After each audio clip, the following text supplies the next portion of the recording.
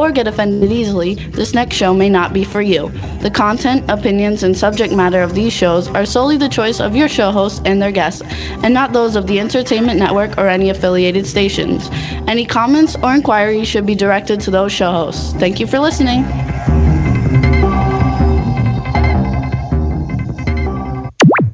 Jimmy,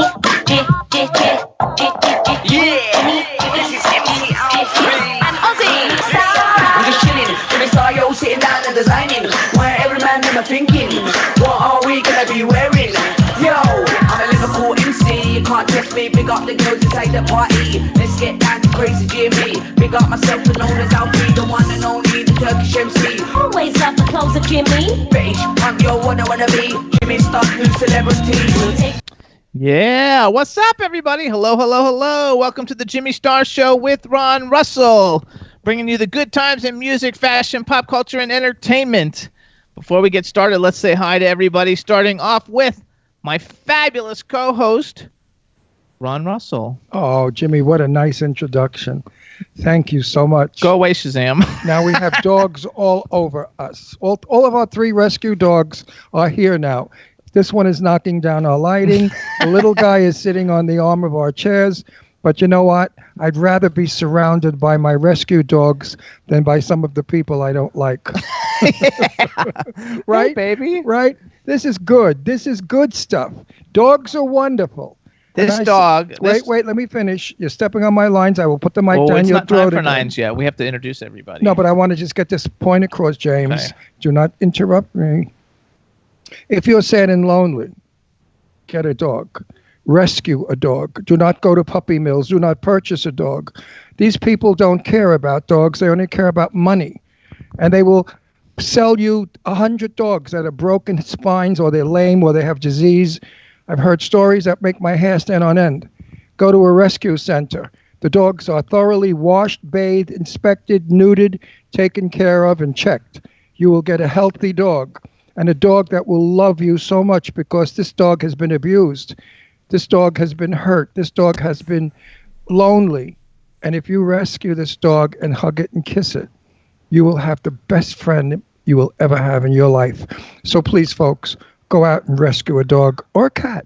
Yeah, this dog here, this is Astro, and he loves Is a Ron. lovebird. He follows Ron everywhere. I mean, he curls up under my chin at night and sleeps under my neck. That's how needy he is, because he was abused and never loved. Now I make out with him. I mean, I love him. I kiss him. I hug him. I rub him constantly. He's with me all the time, and he's so grateful. And that gratitude just makes me chill. Listen to him. He's growling. You know why? Because the other dog comes near me. This little 5-pound dog growls at the 135-pound Brazilian Fila. Mastiff. Because nobody's allowed to come near me. Yeah. They're wonderful dogs. God, I don't understand how people can't have them. Anyway, we got to say hi to our crew. What's up? We've got Danielle at the W4CY studios in Wellington, Florida. What's up, Danielle? Hello. Oh, that sounded good. I like that. She's getting sexier by the minute. You may catch a husband with that voice. Oh, thank you. A girl can hope.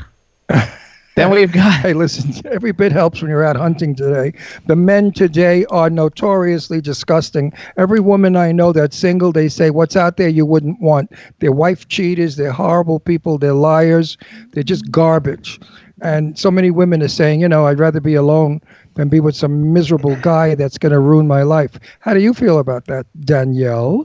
I can agree with that. I've been in a lot of crappy relationships, so I'd rather be single at this point in my life and just enjoy going out and meeting new people. And if it happens, it happens. If it doesn't, well, I'll just keep adopting animals. But why have men changed? In 1950 or 60, men loved women. They respected women. Every Saturday night, guys would go to certain clubs, churches, or whatever, dances, nightclubs, to meet girls. And they went on dates, and they took the girls out to dinner, to the movies, and they fell in love and eventually got engaged and then married. And it was not a difficult thing. In my day, everybody got married. It was a thing to do, and people are still married.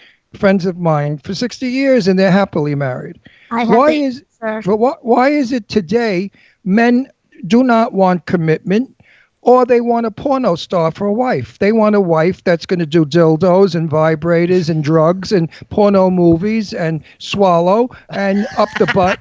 I mean, what these men expect of their wives today, men didn't do to women years ago. They loved them, respected them, made love to them. Maybe the women didn't enjoy it as much as today. Okay, we have to keep going. We have to say hi. There's lots of people to say hi to. You're in a long monologue. Well, I'm in the mood. I know. Go ahead, Danielle. You got an answer for him? Yes, short answer is I believe that women have lost self-respect for themselves. I believe that I am single because I have such an old soul and I abide by old school ways, and I feel like men are intimidated by that, and I value myself too much, and I will not go out in public looking half naked, nor do I sit there and promise or do I ever have sex with somebody on the first date. I think I just have too much class, to be quite honest, and women have less self-respect for themselves. Well, I respect and admire you, so have a very lonely life. I think that's the wrong answer. I think that's the wrong answer entirely. I think the problem is that women have forgotten that their place is barefoot, pregnant, and in the kitchen. Oh, yeah, you're going to make a lot of fucking people. Yes. Scott, I don't think that's the answer either. I think the answer is men. Listen, the cost of living today is outrageous. A house can go from $500 to $1 million.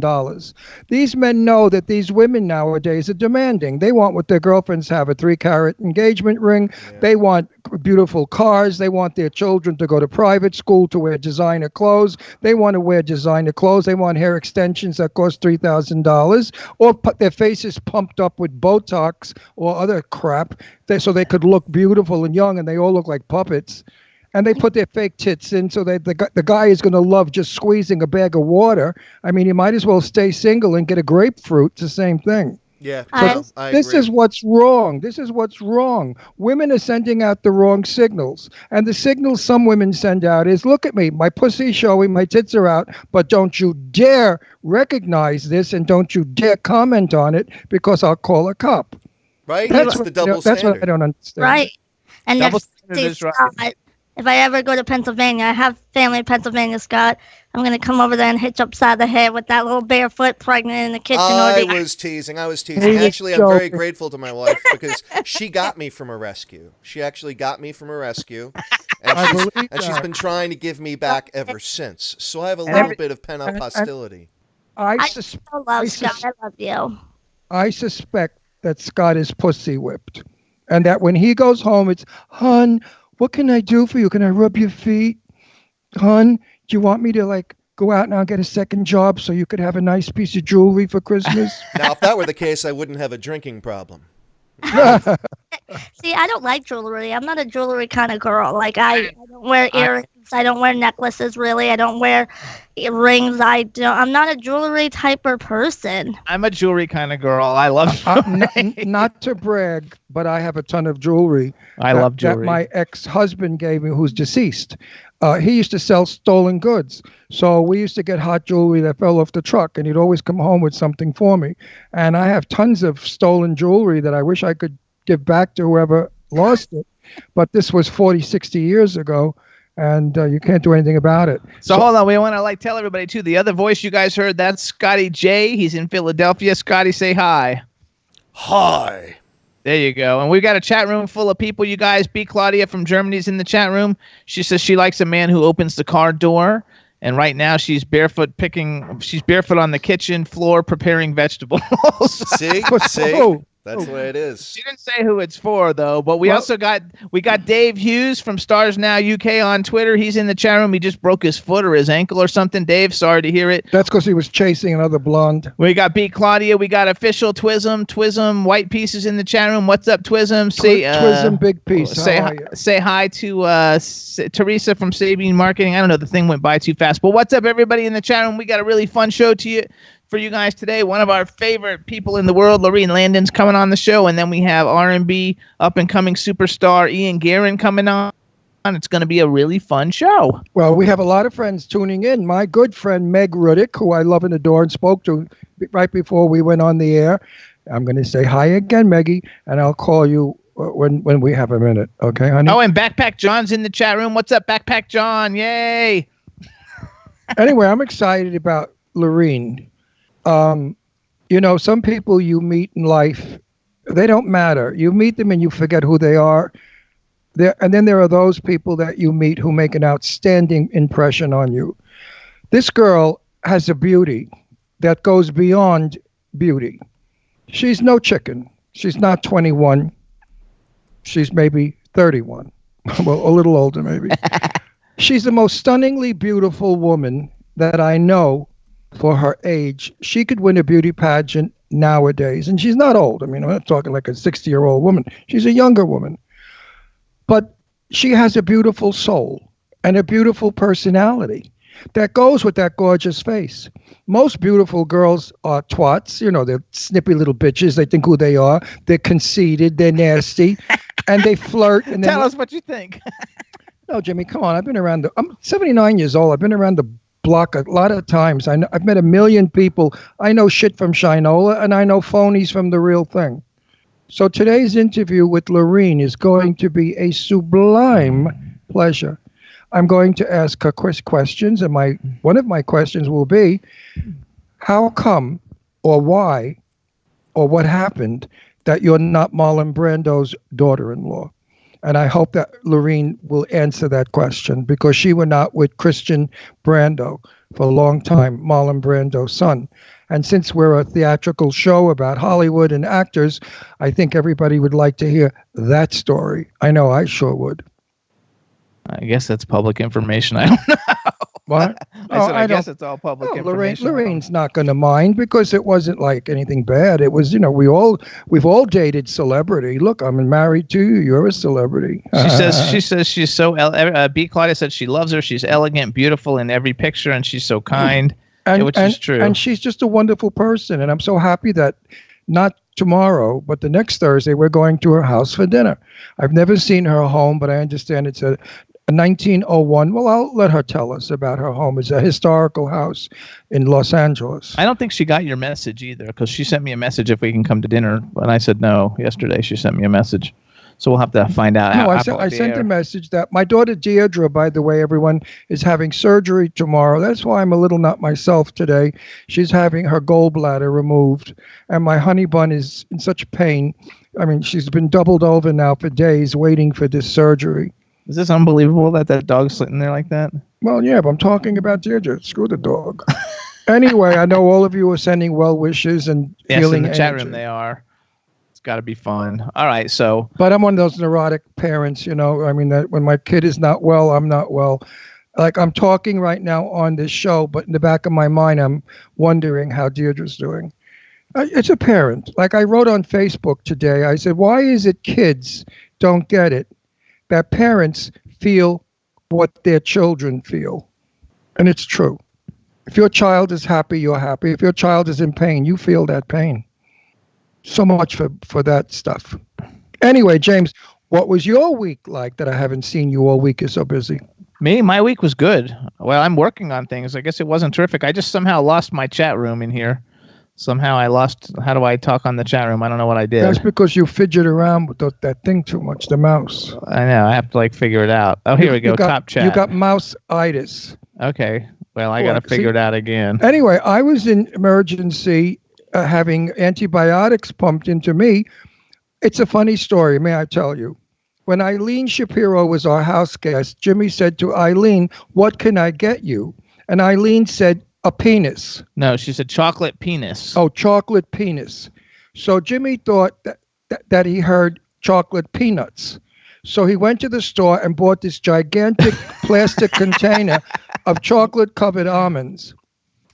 They were in our den on the coffee table. And he said, "Here, Eileen, I bought these for you." She said, "I don't eat that. I don't want that." Jimmy said, "Yes, you wanted chocolate peanuts." She said, "No." I said, "A chocolate penis." Anyway, that's Eileen's humor. So now I'm sitting there watching TV, and I said, "Oh, those look good." And I ate a half a dozen of them. And you cannot eat almond nuts when you have diverticulitis. Diverticulitis, because it goes in one of the weak pockets. So the doctor said to me, "Well, as you grow older, your intestines, they hang, they get loose, and they form pockets. So you must be very careful what you eat because it can cause an infection. Well, let me tell you, I thought I was giving birth to quadruplets. I mean, the pain was not to be believed. I was doubled over for 2 days in agony. Jimmy kept saying, go to emergency, go to emergency. I said, no, it'll pass, it'll pass. It didn't pass. It got progressively worse, and it put me in the hospital.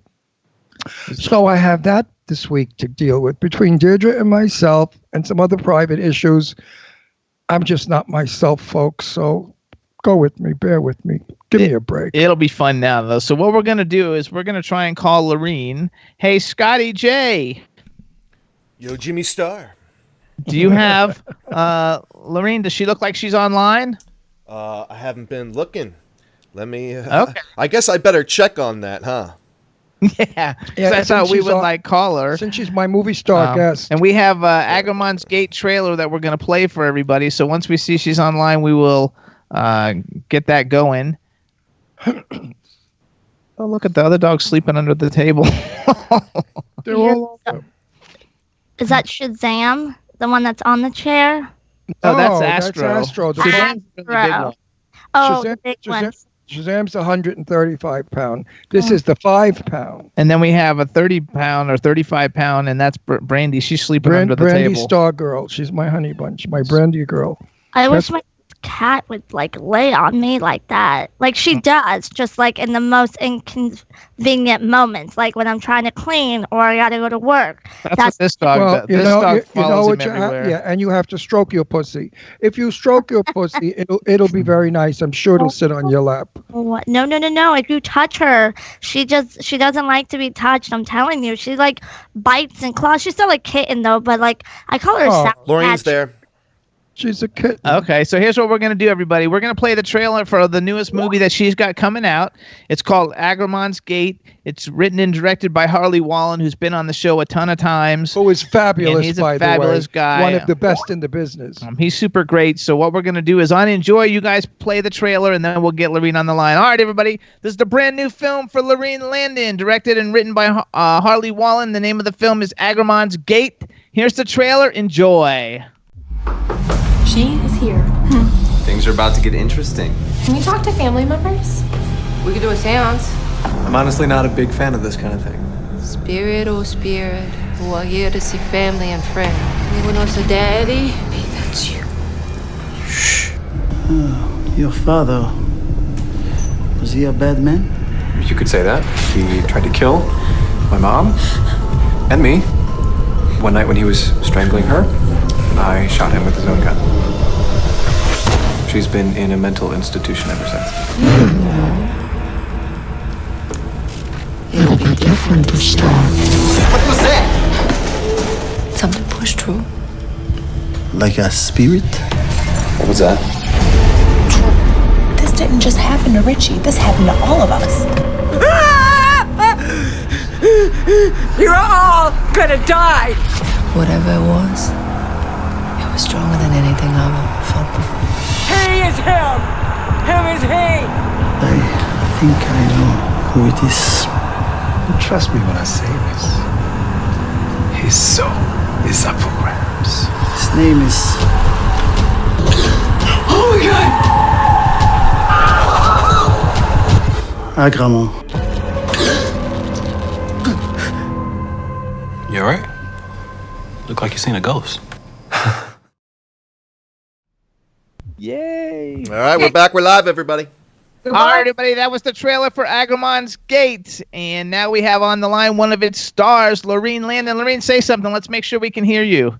Hi, can you hear me? Yeah, we can hear you. All right, everybody. Now we want to welcome to the Jimmy Star Show with Ron Russell, the incredibly beautiful and talented actress, writer, producer, everything you want to be in entertainment.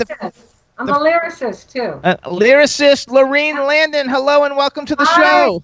Thank you so much for having me on board. We love having you. I love you. I miss you so much. You're supposed to come over for dinner tomorrow night. I know. I text messaged you tomorrow. Deirdre's getting surgery. She's having her gallbladder taken out. So I said to you the following Thursday would be great. I think that's the 30th of August or something. Or another day, because she's got her sister in town who wanted to meet us. Yes. Oh, well then can we? Coming in town tomorrow. I'm picking her up tomorrow morning at 9:30. She's coming in from Portland, Oregon, and I'm so excited. How long is she going to be here? An hour. Meanwhile, you're adorable with your handcuffs for earrings. I love it. Oh, thank you. Do you know, Lorene, I always say how much I love you. I want you to know it's not Hollywood bullshit. I really do love you, and I think you're one of my dearest friends. If you ever left me, I'd smack you all over the fucking world. I hope so. I lost 10 pounds. Look. Oh, Jesus, get out of here.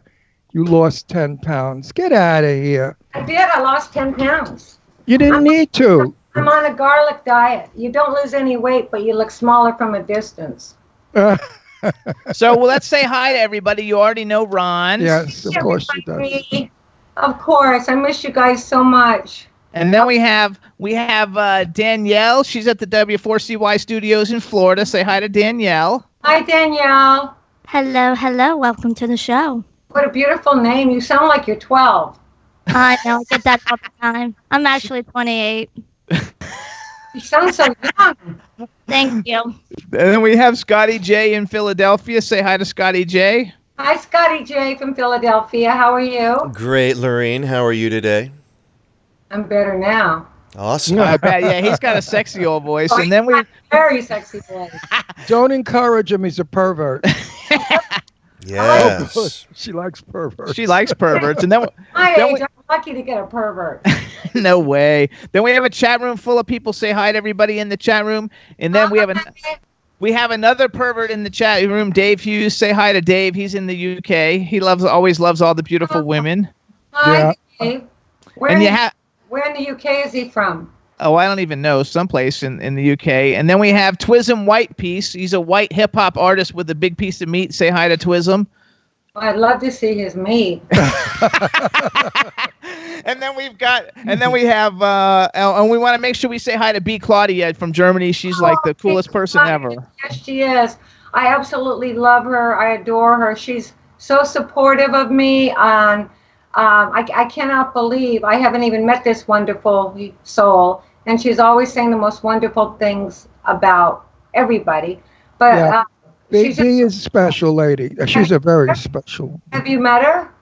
Never. I do live video FaceTime with her on Facebook. I mean, with her because we work and she does a lot of stuff with Eileen and I for the PR company, and she's just fabulous. We're hoping she'll come to the United States one day, and we could have a big party for her. We'll have her come when it's one of your movie premieres, so she can come and meet you and see you. And then we'll have a big party at our house here in Palm Springs. That would be welcoming her. I love your home. I love your home. Yeah. Well, I'm not entertaining the month of August because it was 120 the other day.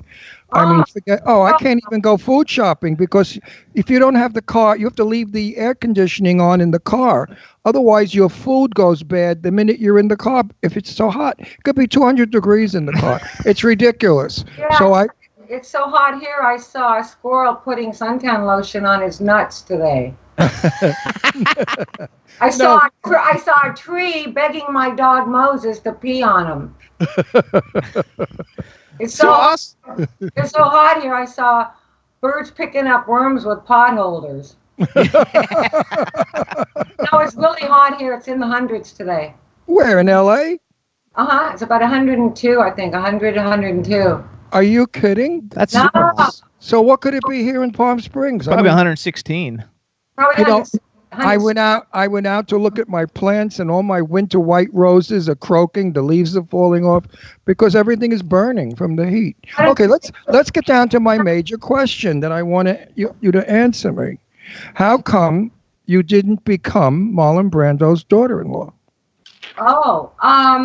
Well, I was with Christian for about 10 years, and I met him through somebody named Skippy Lowe. You probably know who he was. Oh, I knew Skippy very well. She's been on his show. He's been on the show. He interviewed me. Yeah, well, I used to watch old movies with my father, And I always said to my dad when we would watch Marlon Brando movies, because my dad loved Marlon Brando, I always said to my dad, I'd love to meet my Marlon Brando someday. And so one day I went to Skippy Lowe's house. He called me to come over. He didn't say why. So, of course, I ran over because he's gay, so he wasn't going to come on to me. Not only was he gay, but he was not the most attractive man you'd ever want to see. One time we went to go get some tickets for a show at the Cannon Theater, and he went out of the car to go get the tickets, and two guys came up to me and they said, "Can we talk to you? Can we talk to you? Or will your mother get mad at us?" I swear that happened. I used to have, listen to this, every Thursday at the Silver Spoon in Hollywood, the diner, I would be there with Shelley Winters. I brought Jane Russell, Mr. Blackwell, all of us. We would have lunch with Shelley at her table. Then Skippy would come in and start to eat off of Shelley Winters' plate. Everybody, because he was cheap. He never bought food or he was broke. So he started eating off of our food. Well, one day Shelley Winters got her fork and she harpooned him in the hand. And she said, "Get your fucking hands out of my food, Skippy." And she stabbed him in the hand. Anyways. Huh? Was he wearing a black cape? He always wore a black cape. No, he was bizarre. He looked like a broad with that long white hair. And he was the tiniest little creature. But he did an interview on me, and it was an interesting interview. He called Jane Russell a drunk, which Jane was my best friend, and I wanted to punch him in the face. And I said, "She used to be a drunk years ago." He said, "Well, that's not what I heard. I heard she's still a drunkard." And I said, "No, I know Jane many, many years. We're the best of friends. We're like brother and sister. Trust me, she doesn't drink. She's been on the wagon since she's 80. You know." How old was she when she passed? 89. Aww. And looked well, you saw pictures of she and I together. She was gorgeous. She was like you. When you're going to be 89, you're going to be another Jane Russell. You have the same bone structure as she does. A beautiful classic face. Now let's get back to Marlon. Okay. I didn't marry Christian Brando because he was a serious cocaine addict and an alcoholic, and I was sober at the time that we were together. So I really fell madly in love with him because he loved animals, because he was so incredibly handsome, and he was funny as hell. Not as funny as you, Ron. Nobody. Oh, stop. No, nobody. You should have your own reality show. I swear. You are insane. I saw that show you did with Loretta. Oh, is that a riot? My God, she's hysterical. Yes. That got such plays all over the world. I think it's going to have like 1 million or 2 million plays. No, almost up to 3 million. Almost up to 3 million plays. Everybody said it's the funniest show we've ever done because we were outrageous together, Loretta and I. We really were. You know, you were she's funnier than her. Did you see what I put on YouTube? I read everything you put. No, YouTube. No. I said that you were funnier than her, and you were. Well, she plays it straight. She was a good straight woman, man. She plays I call her the Donald Trump. I thought she was a woman. No, that's my friend Garrick Lee. That's Garrick in drag. Our Garrick. You know Garrick. That's Garrick? In drag. In drag. Are you kidding me? No. I would never speak to a real woman that way. Oh my God, I had no idea it was Garrick. I swear I had no idea. it was our friend Garrick Lee. Now you can appreciate. That's Garrick's alter ego that we're trying to make popular. Loretta Christensen as a right-wing Christian fanatic person. I call her the Donald Trump hump. I mean, she does all the stuff that bigots do and racists do. You know, she plays that character well. She's got that spray away the gay. Yeah, she has a can of stuff. It's spray away gay. She sprays you so you disappear because you don't like gays. And that's why I went after her. I would never do that to a woman guest. Are you serious? Lorene, please. And you know Garrick. You know Garrick. Of course I know, but I didn't know Garrick was Loretta. I had no idea. That's hilarious. So now you can appreciate it more. Yeah. Oh, he gave me this most amazing dress, $5,000 dress. That's right. Saw the dress at your house. Gorgeous. Does it fit? I put it on. It fits like a condom. Good. It's absolutely breathtaking. I'm going to save it for the Agramons Gate premiere. Oh, he'll perfect. be so honored. Garrick will be. I don't know if Garrick's listening, but if you are Garrick, you'll be thrilled to be. Oh, excuse me. Are they going to do an Agramon's Gate? Are they going to do do one in L.A. like they did for some of Harley's other films? Yes, they're going to do. I believe it's sometime in October. And they've got a release date, but I don't know exactly the date. They've got so many people interested in releasing the film. It's not going to get released. It's going to escape because it's a horror movie. And, yes. And I absolutely adore Harley. He's just multi-award winning filmmaker, and he's won almost every award that he's entered at all these different film festivals for best director, best movie, and his gorgeous wife Katie Wallin, who stars in it as well, is winning left and right too. So we love Harley, and when the premiere comes, maybe we can save an extra seat and we'll have Garrick and Tony come with us, and that way Garrick can get pictures with you in the dress. Yeah, pictures of you and the designer of your gown. Absolutely. Harley, by the way, is a nice guy. I could hang out with Harley and talk with him. He's not a Hollywood phony piece of shit like a lot of the creeps I know. And that all the phony baloney directors and producers who promise you the moon, and they're full of shit. We want to give another shout out though for Agramon's Gate because we love Jan Birch, and Jan Birch I know is in it with another you. one. I don't want to sound like some. Jan Birch is so incredibly handsome. Absolutely. And gorgeous. He has the most exotic eyes I've ever seen. Absolutely. If he were gay, I'd rape him. He is cute.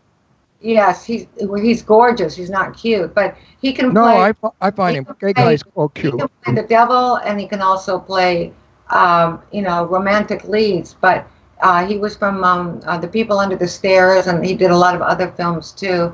And he works nonstop. He was fabulous in Agramon's Gate. He's good. He's good, and I don't want to sound like some bleeding heart jerk off, but he's another sweetheart. Thank God we don't talk about the people we don't like, which are many, because in our business, they're creatures. They're creatures that crawl out of rugs, and they tell you how wonderful they are. They made 17,000 movies. They failed to tell you they were an extra in all 17,000 movies, right? And then they say to Jimmy, I heard you producing a movie, Jimmy. Can I be in your movie? And Jimmy just looks at them. He said, darling, we're doing major stars. It's a $30 million movie. It's not going to be with little shit pots. Which brings me to this conversation. Yes. I hope Angie Baby doesn't get upset, or my sweetheart Joe Kelly, because I love the two of them to pieces, as you know. Yeah. But they've been asking me to be in Clown Motel for a very long time. Clown Motel 2. And Joe said he's writing the script for me to play a sergeant or a Marine or whatever. A general, some old goat, nasty piece of work. And I kept putting it off because I saw Clown Motel and I didn't think it was good for me. Then I found out that you were going to be in it. Yeah. And I quickly went on my Facebook page and I said, I am so happy to announce that I will be in Clown Motel 2. Yeah. Not only because of what you said that impressed me, that you wanted to be one of the producers and that you were going to bring in a better cast and make it a better film. That's what we're hoping for. And I believe in you, so that's why I accepted doing this film. Oh, thank you. I did tell Joe, I want her to play my wife. Why don't you play my wife? I could do that very easily. I've got my gowns and heels and wigs. There's no problem. Well, I'm looking forward to doing that, and I'm also doing Flow, as you know, Fabulous Ladies of Wrestling. Right. And we have a lot of interest in it. It was up on YouTube for a while, but because there's 2 or 3 different companies that are fighting for it, they've taken it down. We have so much content now. We're shooting all the time. I play the wrestling commissioner, and I'm a bitch. Absolutely. Is that what the earrings are from? The earrings are like... These are my handcuffs. I made this up, by the way. And we have a fantastic 2-time Emmy award-winning writer named Guy Nicolucci, and he wrote for Conan for I think 10 years, and he wrote for Jon Stewart for I don't know how many years, but for many years. So And there's also some original Flow Girls in it, Glow Girls in it. It's a reboot of Glow, right? It's a reboot of Glow, but with a lot more wrestling because in the TV series, that's based on Matt Simber, the creator. Who keeps texting me? Oh, it's Steven Spielberg. Say hi to Steven for me, and yes, I'll be in his next film. Tell him I got a bunch of movies he should Yeah, should direct. tell him I'm happy to star in his next movie. Remember me, since you won't take my call, I'm going to text you, okay? Yeah. I just can't get rid of this guy. So what is Glow stand? I know that Glow is a big thing, but what is it? Gorgeous Ladies of Wrestling? I don't know what the G stands for. It's gay ladies of wrestling. Gay ladies of wrestling. No, but we have a non-binary girl in there who's fabulous. She's a wonderful wrestler, and all the girls aren't just wrestlers. They're singers, they're dancers, they're comedians. And there's 2 original Glow girls in it, Eileen O'Hara, and also who's one of the writers on the original show, and also on this show as well. And so is Cheryl Russa. She's the choreographer on this one, and she's also an original Glow girl. So they've kind of amalgamated the two, Glow and Flow, and we're getting phenomenal responses from different companies that want to buy it. So, fingers crossed. I know it's going to happen. And I get to make up some of my own lyrics. Some of their lyrics I've been using, of course, because Guy is the writer, Guy Nicolucci, who is absolutely insanely out of his mind and so damn funny. And I'm the wrestling commish, and I wear my handcuffs, of course. And one of the things I say is, I'm Lorene, Commissioner Flow. Follow my rules or out you go. You can cry and scream till your throat is raw, but here at Flow, I am the law. Now, some of these girls may think they're clever. Will I give them a break? How soon is never? That's so out of character who you are. I love when you're not yourself. Now I understand. Hold on, we want to tell everybody too. Flow stands for Fabulous Ladies of Wrestling, right? Fabulous Ladies of Wrestling.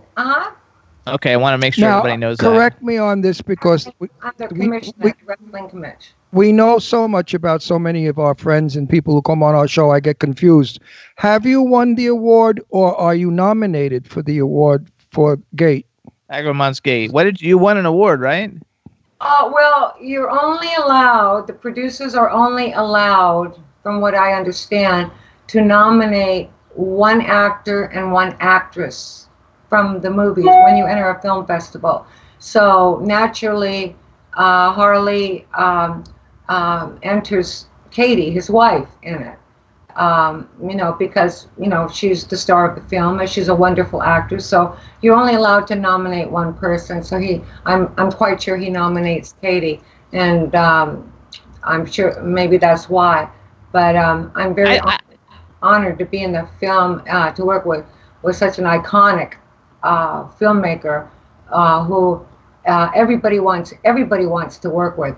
He's winning almost every single award of every festival that he enters. I know I'm repeating myself. No, I don't have to mention. The film won a bunch of awards, though, right? Already, Agramon's Gate at film festivals, it's been winning all kinds of awards. Awards. It won the North Hollywood NoHo Awards. It won. Oh my God! I'd have to look and see, exactly. But he's won a ton of awards. I mean, he's won like 36 wins, 36 nominations, and he's just a spectacular director. Okay. And down to earth. The backyard fence gossip is that your performance playing a wild, drunken... No, that's a different movie. I'm going to talk about that. I'm not talking about Gate now. Okay. Stop correcting me or beat the shit out of you with this fucking we're talking mic. about Agramon's I'm going to hit him in the head with the mic, Lorene, and then I want you to smack his ass around when you see him. The fucking pain in my balls. Handcuffs. Good. Put him in handcuffs. We'll knock him on his ass. Anyway, I understand. You blew the whole moment, you big mouth. I heard the backyard fence gossip is that Lorene Landon is absolutely outrageous, playing this drunken wild bitch opposite, what's his name? Bruce Dern. Bruce Dern. Yes. Tell us a little bit about that. Okay, that's Nation's Fire, and that was directed by Sir Thomas Churchill, I call him, and he was kind enough to let me improvise my scenes with Bruce Dern. He just said, I want you to do this, I want you to go crazy. He's my husband in flashbacks. Tom Proctor is my husband in the movie, and Krista Grada stars in it. She's absolutely breathtaking. I'm sure you've seen her before. Not as beautiful as you are. Oh, thank you. But for those of you out there who are fans of the movie Airplane, if you remember the scene in the cockpit when this stunningly gorgeous blonde comes into the cockpit and starts smacking what's his name around, who I like that actor so much. I knew him in Florida. Why do I have a memory? Graves? Yeah, Peter Graves. No, not Peter Graves. I'm sorry. I'm thinking of the other guy. Oh my God, the one that people think I look like a little bit. The one from he lived in Florida. Peter Graves. No. It is too. No, we went to visit him and he was in his jockey shorts. And I said, what the hell's wrong? Don't you put clothes on? He said, fuck you. It's hot as hell here. It's Peter Graves. No, it's not. There's Peter. no other older person. It's the one in that it. was in Gun 2 or Gun 1. The comedian. Oh, he's not in that. He's not. He's in the different airplane. What's his name? Now that people have to know. Leslie Nielsen. Leslie Nielsen. I knew Leslie from in Florida. That's a different though. Leslie Nielsen. We went up to Nielsen's house for whatever reasons, and he was in his underwear. And I said, I would have loved that. Of course you would. You're a pig. And I said to him, don't. Do you always greet your guests in your underwear? And he said to me, fuck you, Ron. It's 150 out there. I actually met Peter Graves in Orlando one time. He was super nice. Yes. And the film is like freaking awesome. And you come in and like they're talking about you're out of coffee. I mean, the plane's about to like crash. I And mean, it was she's hilarious. smacking him all over the place. I love that. You know, we shot enough for 3 feature films. That's what we shot enough for. I was in it a lot more, but they had to cut it down because they shot enough, like I said, for 3 or 4 movies. So Ken Finkelman directed it, and people recognize me everywhere I go from that movie, and from Hundra, and from Maniac Cop, which is in the background here.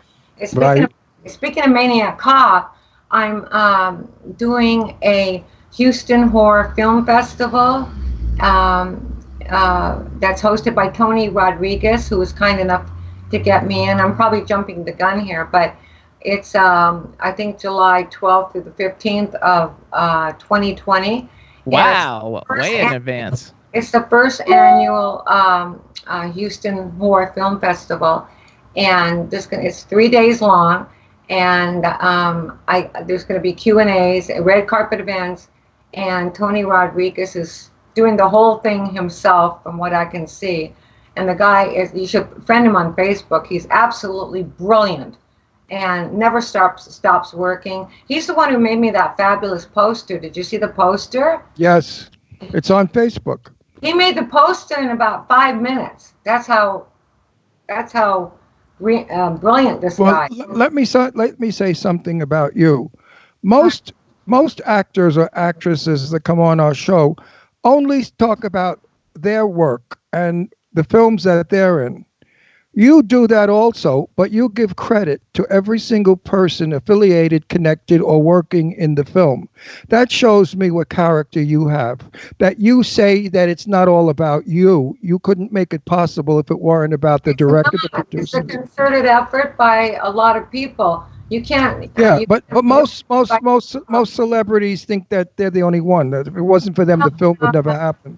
And I have to thank Joe Williamson, because Joe Williamson got me Agramon's Gate.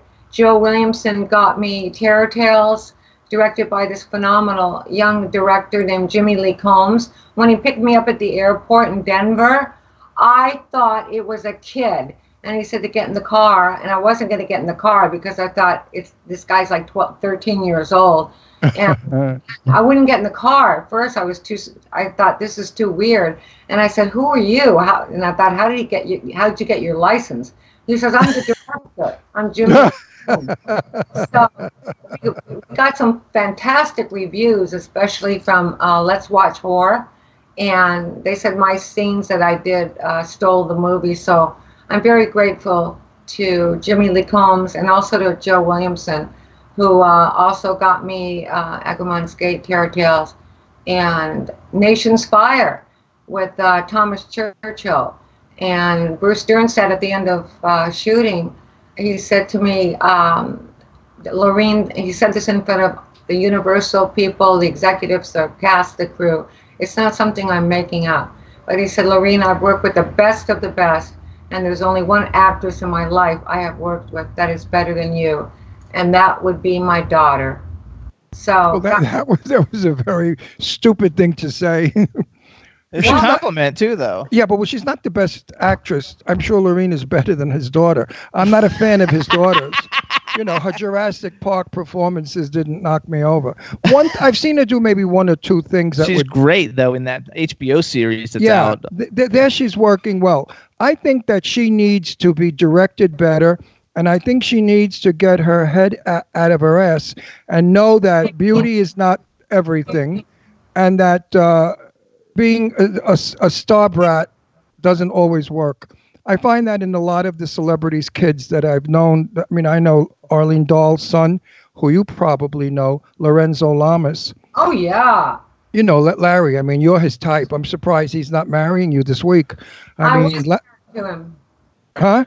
I was married to him. No, you never married Lorenzo. I know Lorenzo well. No, I know Lorenzo. No, Lorenzo likes blondes. I know that. Yeah, she likes hot blondes. You're totally his type. He only marries pole swingers that are blonde with big boobs and sexy. He doesn't like anything that's not. You have to be like a Barbie doll sexy. So how come Lorenzo never hit on you? I honestly saw him once in my life at a function, and I never even spoke to him. Oh, so you don't know him? I thought you said you knew him. She knows who he is. Everybody knows who he is. They know who. Yeah, well, he's Arlene Dahl, the movie star's son. And I don't know where I was going with that.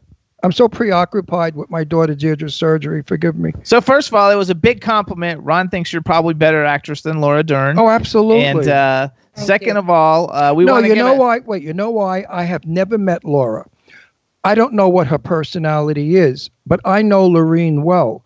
And I know for Lorene to let it go like that, it's hard work because this is not who she is. Lorene is a dove. She's a very sensitive, quiet, nice girl. Today on our show, she's being a little cocky, but that's okay. I'm enjoying it. But if you see her off camera when she's not working, she's just a lovely, beautiful individual who you want to hug. And for her to play an outrageous, crazy bitch, that's a stretch, boy. And she does it fabulously. Well, she may get an award for it. Are you talking about Nation's Fire, or are you talking about Agamemnon's Gate? Well, actually, we're talking about you're Fire. You're crazy in both of them. So. No, but I'm talking about Fire. Yeah, I'm crazy in both of them. In Nation's Fire, I played the mother of Krista Grata, and she's an alcoholic, out of her mind, psychotic alcoholic, and I lost my mind. I went insane. I truly lost my mind, as I did in Agamemnon's Gate. But I attribute that to Harley Walleen's directing. I trusted him, and he reminds me so much of Robert Aldrich, because Robert Aldrich did these movies that had iconic imagery in them, and Harley would come up to you and talk to you and say, what if we tried it like this? And he would whisper to you, I want you to go to a place in your life that was so painful and so excruciating that you haven't ever revealed it publicly, which is the death of my father, which he knew about because we talked about it. So I used that. I went back in my reverie and used the horrific things that happened to my father in the latter years of his life, with the cancer, the bladder cancer, the encephalopathy, brain damage from cardiac arrest, and also dementia and terrible things. Anyway, I would like to mention a name that I want you to honor because he was your dearest and most wonderful friend, and that's Larry Cohen. Yes, It's sensitive. You don't have to do it. Anyway. Something I haven't spoken publicly about him at all, but if anybody has any questions they want to ask right now about Larry, because we were best friends for over 40 years. And it's okay. You don't have to talk about it. I know how dear he was to you. I just like to honor names. I always mention Jane Russell, and I always mention Mr. Blackwell, because I made a vow that as long as I'm alive, I will keep Jane Russell's name and Mr. Blackwell's name alive. I will tell people who they are, what they meant to me, and how wonderful they were. It's up to us, because we stand on their shoulders. You and I stand on Jane's shoulders and Blackwell's shoulders. We wouldn't be who we are today if it weren't for them. And for you, Larry Cohen. And in our country, everybody everything is disposable, even an actor. We throw them away. They die, and okay, next, who's there? Whereas in Europe, Anna Magnani is still mourned in Europe by the Italians. And everybody knows who Anna Magnani is. But when I was doing a college interview with some kids, I mentioned Barbra Streisand, and the kid was blank. And I said, "Did you ever hear of Barbra Streisand?" No. I said, do you know who Barbra Streisand is? He said, "No, but I've heard of her." And I think that's so sad that we don't honor the film people. People don't know who Marlon Brando was. I can't believe that. Lorene, give me a break. They don't know who Marlon Brando was. They gotta be dead. They're dead bodies. Industry, they say, "Who's that?" Oh, go away. Go away. Brando, yeah. Marlon Brando, everybody knew him from The Godfather, if anything else. Marlon Brando was one of the most famous actors of A Streetcar Named Desire. Not only was he gorgeous, but he was a great actor. Yes, and his son, by the way, Christian, was a very handsome boy. Oh, Christian was dropped. Gorgeous guy. Yeah, but unfortunately, he had a terrible cocaine problem and alcohol problem, and would become very pugilistic and violent when he would be on cocaine. So I would have. Well, you know the connection with Marlon and myself. No. Yeah. Well, Christian was married to Mary. Oh, Mary McKenna. Yes. Mary Brandon, and Mary Brandon is my. What is Anthony to me? Oh, my nephew, my great nephew, is Anthony, and Mary was married to Christian, so that's how you know each other. And it's a small world. Do you ever talk to her anymore? Do you ever see her? No, I've seen pictures of her. She looks fabulous. She's back and forth to Greece all the time. We see her son a lot. We see Anthony all the time, and she's going to be at my nephew Billy's wedding. He's getting married in 3 weeks to Judy. And I'll see Mary for the first time in like 30 years. So It's going to be a fun reunion. A long time. I want to go back to something you said earlier, too, just to give a shout out, because you thank Joe Williamson. And Joe Williamson is actually the one who invited us to Harley's last premiere, Betrayed, in L.A. that we went to. And Joe's a great guy, so we want to give a shout out to Joe Williamson also. I want to give a huge shout out to Joe, because I got to tell you, as you get older in this town, a lot of people don't want to hire you because they look at your age and they say, no way, no way, no way. But I play parts where I'm between 40 and 50 years old, max. So, and he really fought for me, and he got me a lot of jobs, including Syndicate. No, I got Syndicate Smasher on my own. That's on a lot of platforms. He got me Terror Tales with Jimmy Lee Combs. That's on, pardon me, on a lot of platforms as well. And, so I have to give him credit where credit is due. And he was a wonderful person. It's a double standard game. I am 79 years old. I will be 80 in May. I have more scripts coming my way. I'm in 5 movies in the next year. I have no problem being hired, because when they want diversity, they need an old bag. They need a grandfather, or they need some old queen. I don't know what they think I am, but they all want me in their movies. So it's okay for me. But a woman of my age is over the hill. She's forgotten. Get rid of her. She's a douchebag. I've heard all these things said about them. Yeah. I was at a party years ago in Beverly Hills, And I won't mention the producer's name, but he is up there with Steven Spielberg and the rest of them. And I heard somebody say, well, how about Debbie Reynolds? And he's the one that said, oh, no, that washed up douchebag.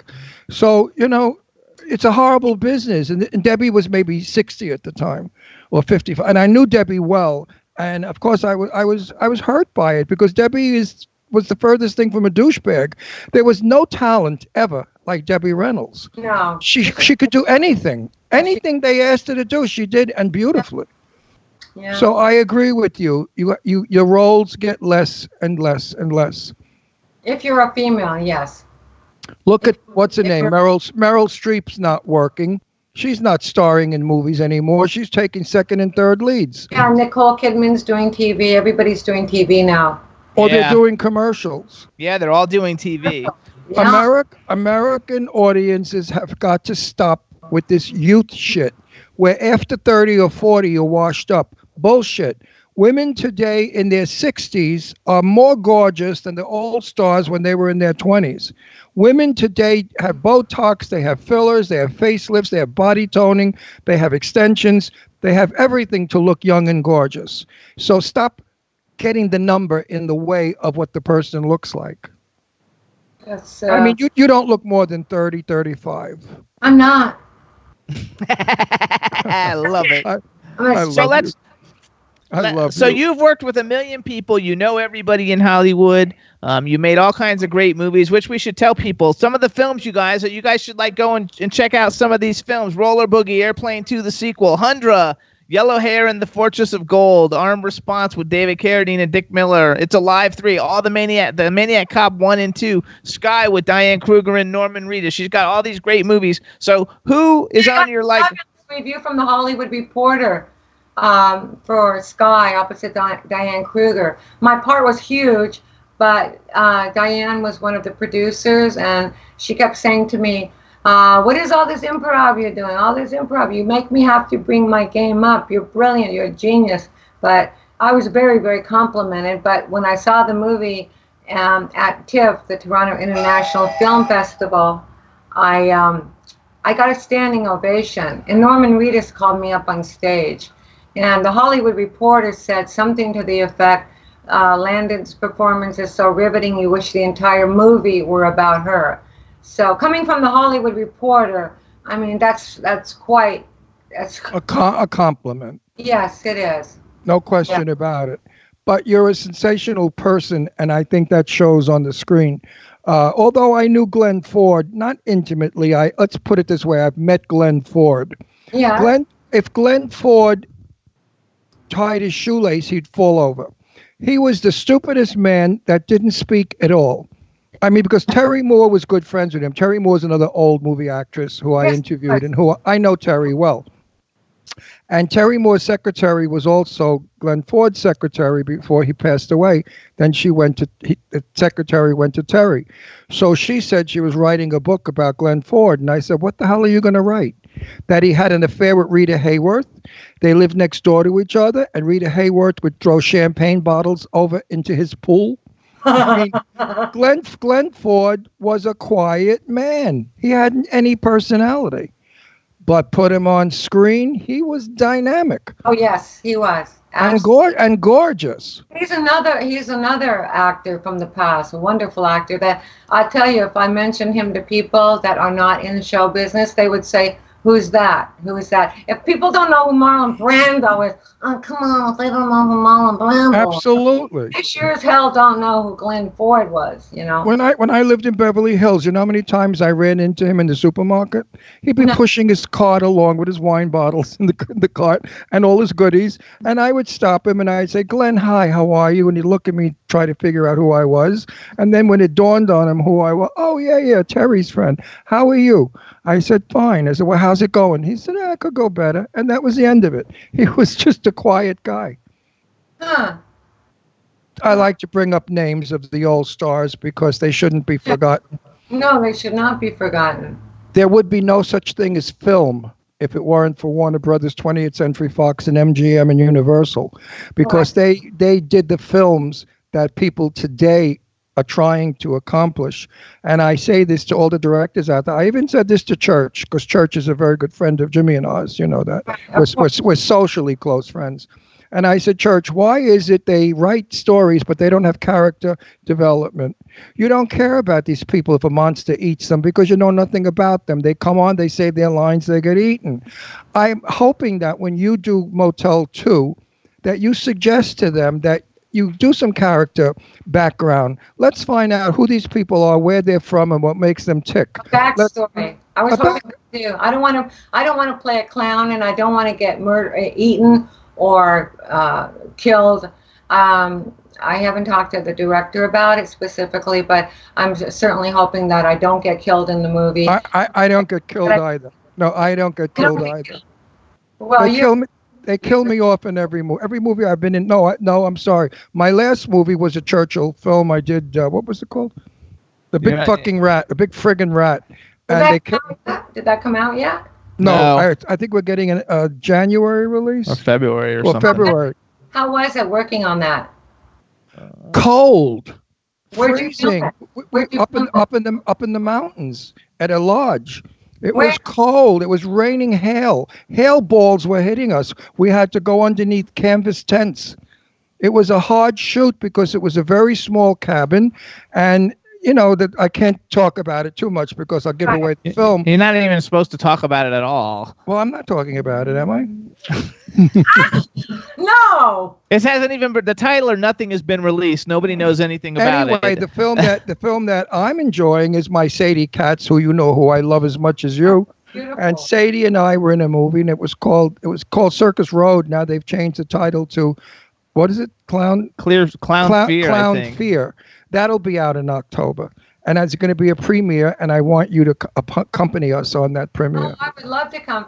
I'm working on also on a movie called Sorrow's Way, and I star in it, and it's a fantastic script written by Ben Lawson, and they just finished the budget and schedule on it, so they'll be casting it in the next month, and I will definitely keep you in mind with Chuck France, who's the DP, fabulous director of photography. He is going to be a superstar DP. He is so incredibly talented. People should go to YouTube and just look up his work. It's just majestic. When you see a film that he has done the photography on, you don't need dialogue. That's how good he is.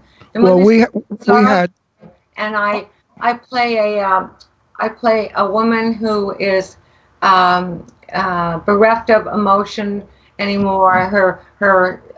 She was in a car 20 years prior, and with her son and her daughter, and her son was killed in the car accident. She blames herself the entire movie, so she goes through life in this numb obliviousness. But what it touches upon are two things that I think are very, very important. And one is, if you don't take a certain medication for blood pressure, everybody out there should know this. Blood pressure, it will cause renal failure, and she's not dying of cancer, she's dying of renal failure because she stopped taking her hypertension medication, which most people don't. I mean, I didn't take it, and my kidneys are shot. Also, it just happens. That's what happened, and it's in the script. But well, that's your character, not you. Yes, and it also addresses the 5 stages of grief, and that's what she goes through. But she goes through life. It chronicles the sordid subsistence of this woman who just gets by, and ultimately, when she's diagnosed with this fatal ailment, she decides to embark upon a journey to go meet her daughter, who she hasn't talked to in 20 years, and the daughter blames her for the car accident, and it's not her fault at all. And so she goes and she tries to see her daughter, and in the meantime, throughout this journey of the script, she encounters all these people that would represent her life had her son not died. A family that has a 10-year-old son, a girl that's having an abortion because she had abortions when she was young. But everybody she encounters along the way are a reflection of what her life would have been had her son not been killed in this car accident, which she blames herself, and so does her daughter. So it sounds like a good movie. What's the title?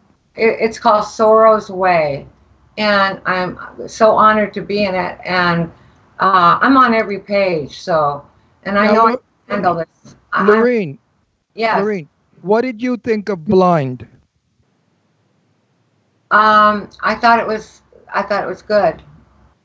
I said that it's probably one of my most favorite films this year because I know Sarah French pretty well. And Sarah French was never casted in a place where she could show her talent.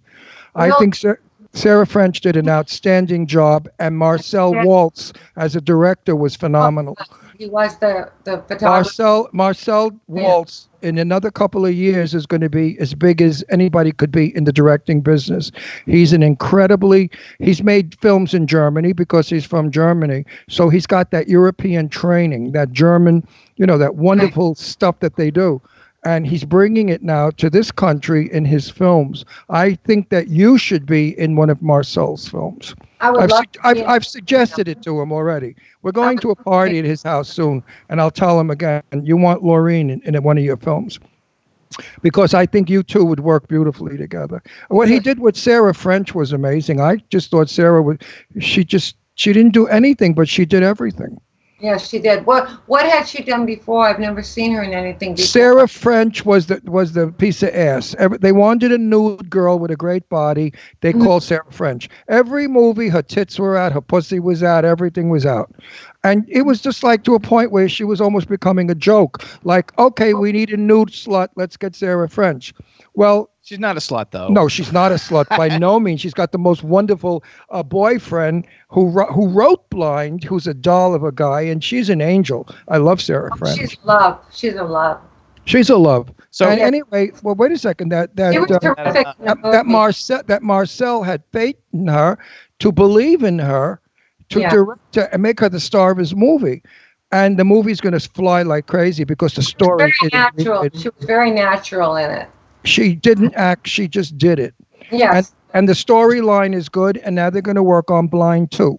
Oh, terrific.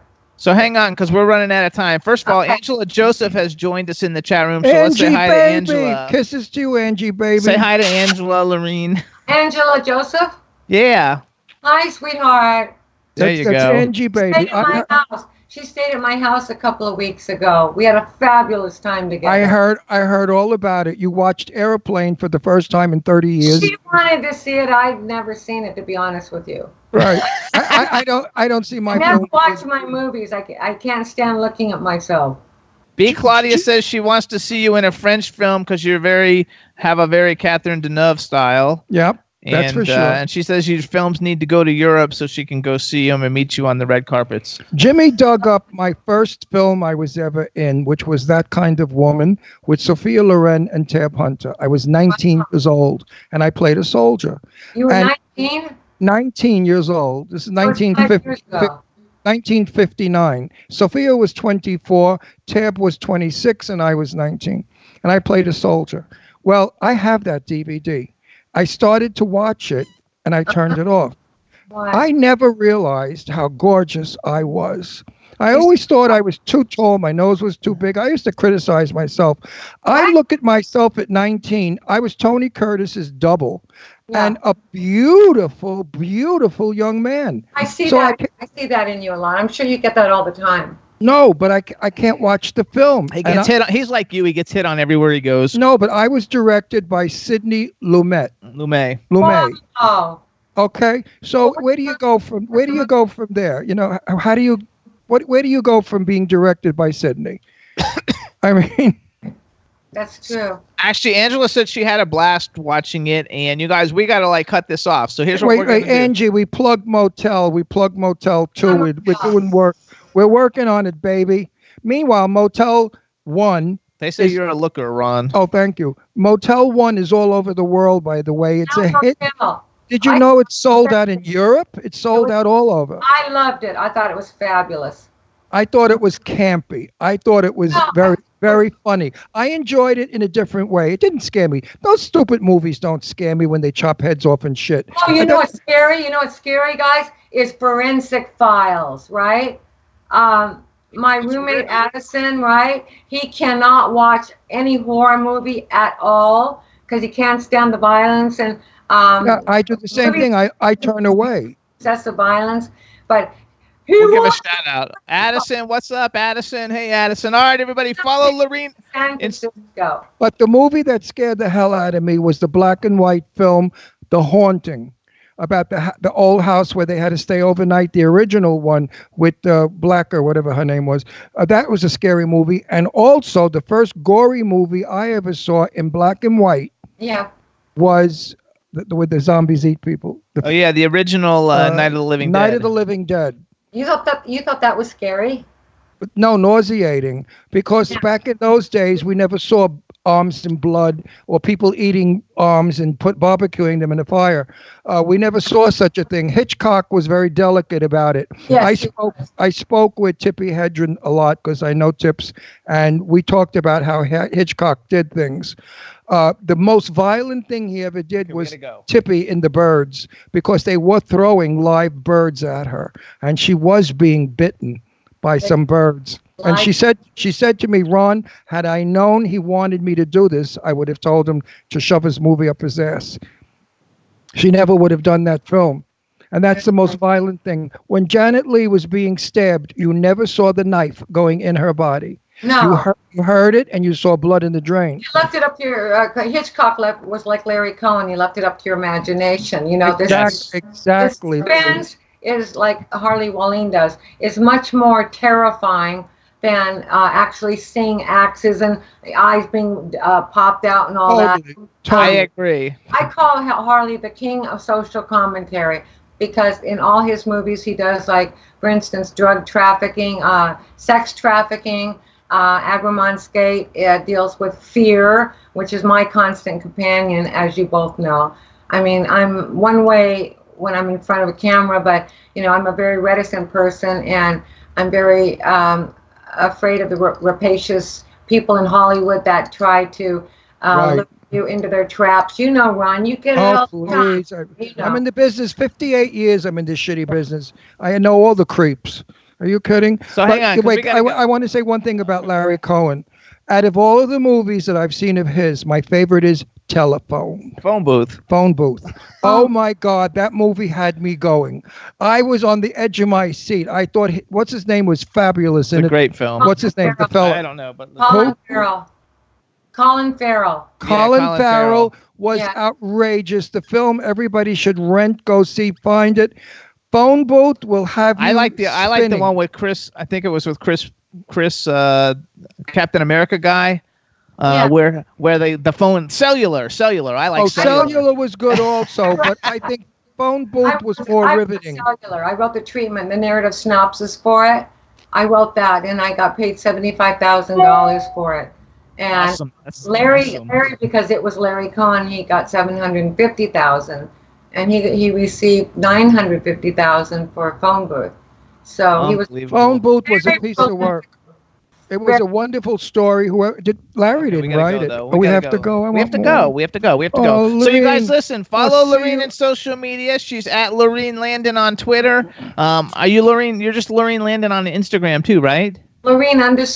Lorene_Landon on Instagram. Follow me on Facebook because I have 5,000 enemies. I mean friends. Yes. I don't know who 99% of the people are, but. Me neither. We should make you a fan page, and that way you can have everybody. I have to have a fan page, too. Please go to my fan page on Facebook. Okay. Angela Joseph is handling it for me right now. God bless my dear, sweet angel friend. I just love her to death. She's my Angie baby. So if ever you hear me refer to Angie baby, it's her. And Joseph Kelly is Honey Bun. All right, so we gotta go. So Lorene, thank you so much. We'll call you afterwards. I love you. Work out a dinner date. Bye. See you next week, my honey.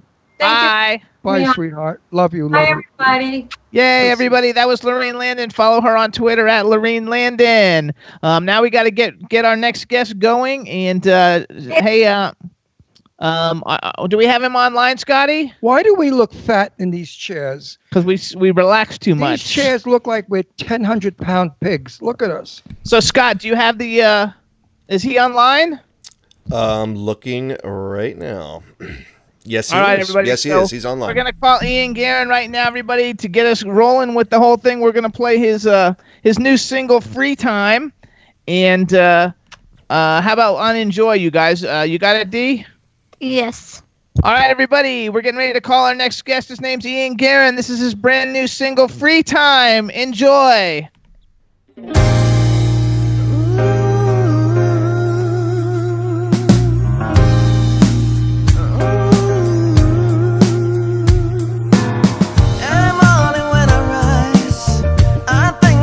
Smile and go to this and that and come back open Twitter, read your story with a guy, and damn I wonder why.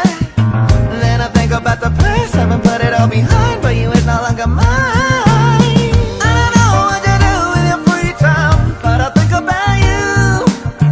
I don't know what you do with your free time, but I think about you, baby. When you're playing blackjack, when you're out with your girls, when you're taking a nap, I think about you. I've thought every line just in case I run into you. I picture myself, I picture you there, the way we dress, the time of the day, and how I behave. I know it sounds strange, but if there's no work, my mind goes insane. I don't know what you do with your free time, but I think about you. I don't know what you do with your free time, but I think about you, yeah. When you're playing blackjack, when you're out with your girls, when you're taking a nap, I think about you. I know this love thing can be a scary thing, especially when the heart's been broken so many times before. Cause the last time you were asked to trust, all you got was pain, deceit, and all that bad stuff. I need you to trust me, so that one day we two can say we found the love that we always saw in others. I know what you do with your free time, but I think about you. I don't know what you do with your free time, but I think about you. When you're playing blackjack, when you're out with your girls, when you're taking a nap, I think about you. Still think about the past, haven't put it behind. Still think about the past, haven't put it behind. Still think about the past, haven't put it behind. So I'ma take this chance, I'ma kiss you tonight. Still think about when you're playing blackjack, when you're out with your girls, when you're taking a nap, I think about you. Every night when sun goes down, I stay up late to do my work. But with each break that I take, you come back into my head. I can no longer take it. It's so on this too crazy. But who do I fool? I said, who do I fool? I'm known for sure. I still love you. I don't know what you do with your free time, but I think about you. I don't know what you do with your free time, but I think about you, baby. You, baby. You, baby.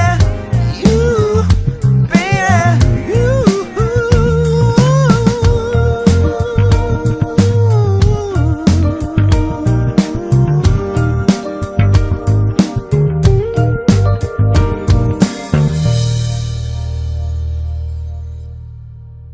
My God, you can sing. Hang on. We're back. not We're yet. live. All right, everybody. What's up? That was Ian Guerin's brand new single, Free Time. Hope you enjoyed it. We have him on the line now. We're going to make sure we can hear him. Ian, say something. Hey, Jimmy. Hi, Ron. How are you? There you go. All right, everybody. Now we want to welcome to the Jimmy Star Show with Ron Russell, R&B and pop music's newest super sensation, Ian Guerin. Hello and welcome to the show. Hey, Jimmy. How are you? Hi, Ron. I'm so happy to be here today. I'm so excited. I'm a little nervous, but don't be nervous. There's nothing to be nervous. So we kind of introduced you to my cool, outrageous man about town co-host, Mr. Ron Russell, on the little break while we were bringing you in. Say hi, Ron. Hey, listen to me. I don't bullshit anybody. Okay? If you stink, you stink. If you stink, I don't mention you. I go, oh, very nice to have you on our show. You can sing. And the little bit I heard of your song, I want it in my car, and that's an honor. That's a good song with a good beat, and you got a good voice. So I know it's going to be a good interview. I don't have to, like, sugarcoat anything. I can be raw with you. Relax. Make believe you're in Brooklyn in my kitchen having coffee and crumb cake, and we're just talking like friends do. Okay, I will. Except for that, we don't live in Brooklyn. We live in Palm Springs. But he's from Brooklyn. But I'm from Brooklyn. So let me introduce you to the rest of the people you can't see. We have our engineer, and she is in Wellington, Florida. And her name is Danielle. She's at the W4CY studio. So say hi to Danielle. Hey, Danielle. And if she hits on you, don't be upset. Yeah, she hits on everybody, so don't worry about it. She's just a total... She's husband shopping. Yeah, she's husband shopping. And Danielle, you didn't say anything back. Are you going to respond? Sorry? Oh, I was talking to her. She usually says something back, but I don't hear her saying anything. So we're going to skip her, and we're going to go to... She's probably putting on lipstick because she's on the show. Then we're going to go to our man, Scotty J. He's in Pennsylvania and Philadelphia. Scotty J, what's up? Say hi to our guest, Ian Guerin. Ian, what's going on, man? And don't worry, I'm not going to hit on you. And I think Dee's just giving all you guys the silent treatment. I'm sorry, this mic is going, and I'm trying to, like, fix it. I don't know what's wrong with it. I'm going to have to get a new mic. So Danielle, do you think this one's cute? Absolutely. How Would you you go out with this one? Yes. In the words of Joey from Friends, how you doing? Then we have a chat room. Let's say hi to everybody in the chat room. The chat room's got people from all over the place in it. Please say, but we got to say hi to everybody in the chat room. Hey, everybody in the chat room. How are you? This is Ian. And then you have to give a special shout out to, there goes the dog. You have to give a special shout out to B. Claudia. And B. Claudia is in Germany. And she said she's been streaming your album on Spotify for a long time already. And so say hi to B. Claudia. Hey, B. Claudia. How are you? Thank you for streaming my album for Believing in My Dream. There you go. All right, everybody. So Ian's got a new album. It's called Irreplaceable. That was the newest single was Free Time that we just played for all you guys. You can follow him on Twitter. He's at I am Ian Guerin. It's IAMIANGUERIN.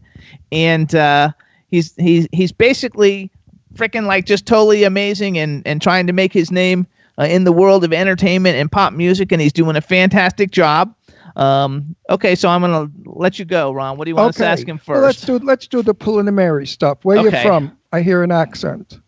I'm from Mexico City originally. I've been going back and forth to LA for a couple of years now, but I'm originally from Mexico City. Did you jump over the fence? No, I had prison order. Are you going to give Trump money to build a wall? No. I think that's not nice. Oh, I forgot, too. You guys can check out his website. It's ianguerinmusic.com for everything. And he's on every social media platform possible. Are you a star in Mexico? You're famous? No, I actually very little. With that music? That I do. Actually, he's a star in the UK, actually. He's got many, many hits in the UK. I don't even know what all of them are, but we have another song that we're going to play while we have him on the line because it's my personal favorite is Roll the Dice, and he's also got one called Cry, and they're all like really award-winning songs in the UK. Tell, what have you won in the UK? Because I know you've won a shitload of awards. I've won 9 Beat 100 awards for Free Time, for Cry, and for a record called Pop This Jam. Oh, that's the only one. I don't know that one. I know all the other ones because I listen to them all the time. Scott, please put his... I know we ask this every week. Could you? I mean, if I don't like the music, I tell you, I don't ask you to put it through, naturally. But I like this guy's voice and songs. Then we can't talk to him, though, while we're playing it. Oh, but I don't give a shit. I'll talk to him on the air. I want to hear his music. Ron doesn't ever know who anybody is when they come on. He's like don't research I do all the research to look everything up. I am brand new. I want it that way. We're unfiltered. We're uncensored, and we're unscripted. Everything we do here is just what friends do. I like your music. I like your voice. I don't want to hear him. I could talk. So let's talk a little bit. How long have you been singing and performing? Because first of all, you look very young. I've been doing it since I was 9, basically professionally since I was like 19, 20, but recording since I was 9 and writing songs since probably 14 years old. I've been doing music my whole life. I don't know how to do anything else, so... It's a sin. So we don't have it's a pity. So we have to have we don't have a backup plan. We got to just make it and be the next big thing. So who are some of your musical influences? Well, Michael Jackson, of course, you can tell by the jacket. Yes. Okay, who else you got? Prince, Mariah Carey, Tony Bennett, Janet Jackson. Oh, Tony Bennett. Wow. Yeah. I'm happy to hear that. He's from my time. I'm happy that Tony Bennett's name. Actually, do you know who Johnny Mathis is? No. I'm going to kill you. Get off my show.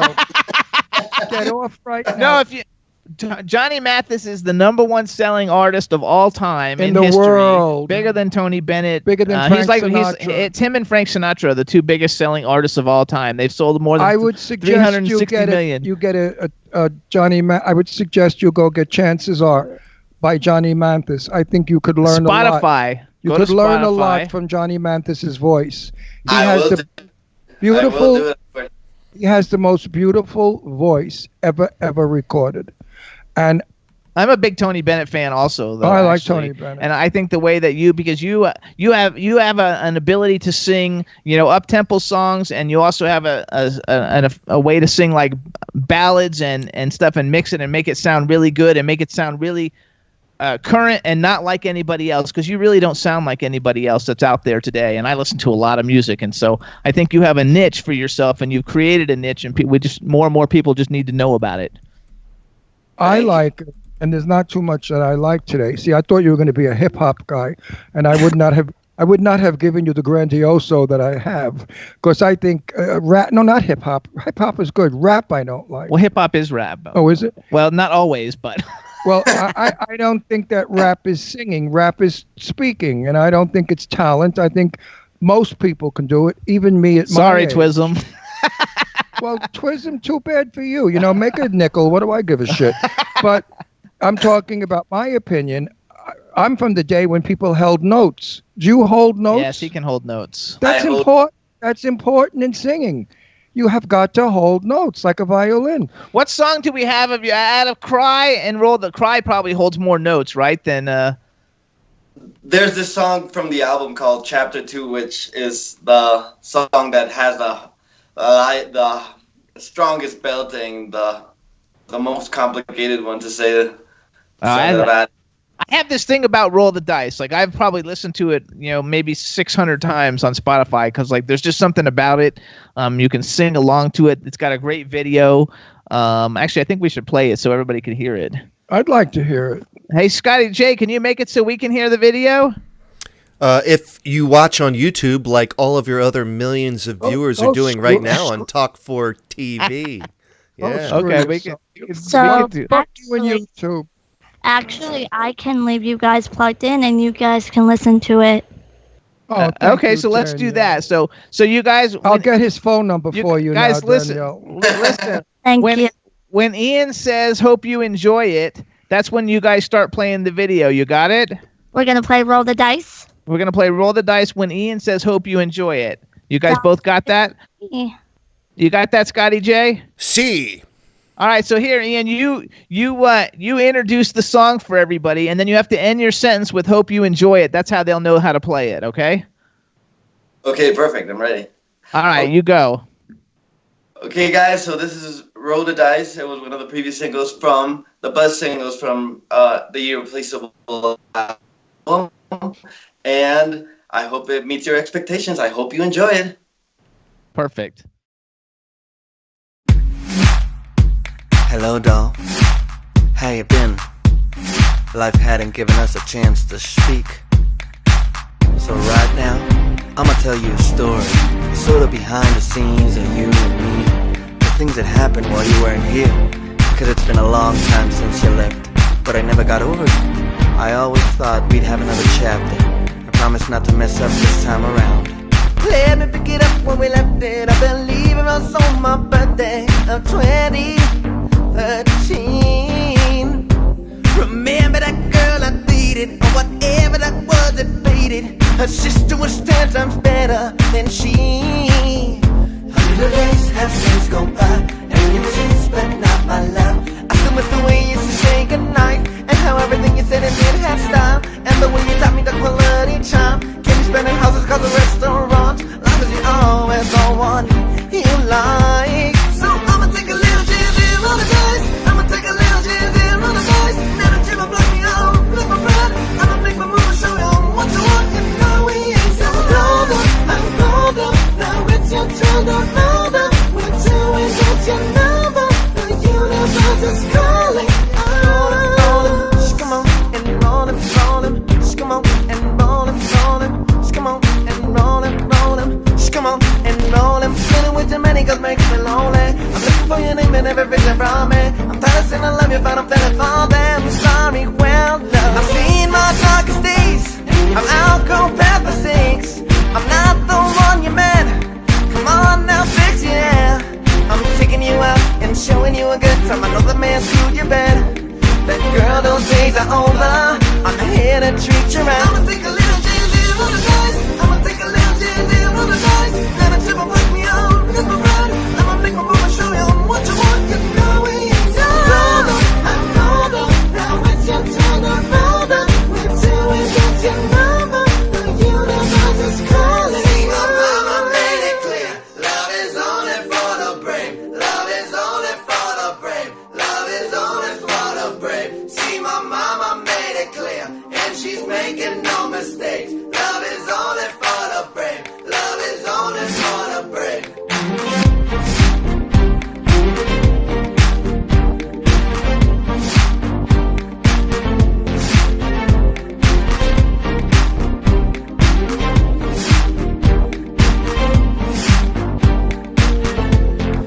I'ma take a little jizz on the dice. I'ma take a little jizz on the dice. Never trip and block me out, miss my breath. I'ma make my move and show you what you want. You know we ain't done. I'm rolled up, now it's your turn to roll up. We're doing what you know. The universe is calling. I'ma take a little jizz and roll the dice. I'ma take a little jizz and roll the dice. Now that chip will lock me out, risk my pride. I'ma make my move and show you what you want. So roll up, I rolled up. Now it's your turn to roll up. We're doing what you know. The universe is calling.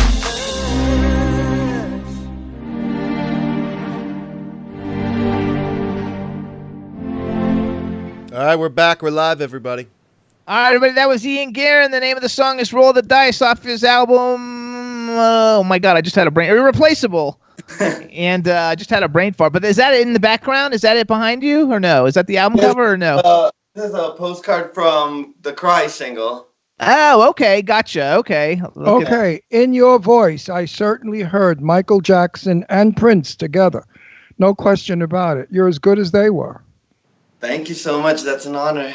Well, it's a compliment, but it's a true one. I'm sure our listeners can agree.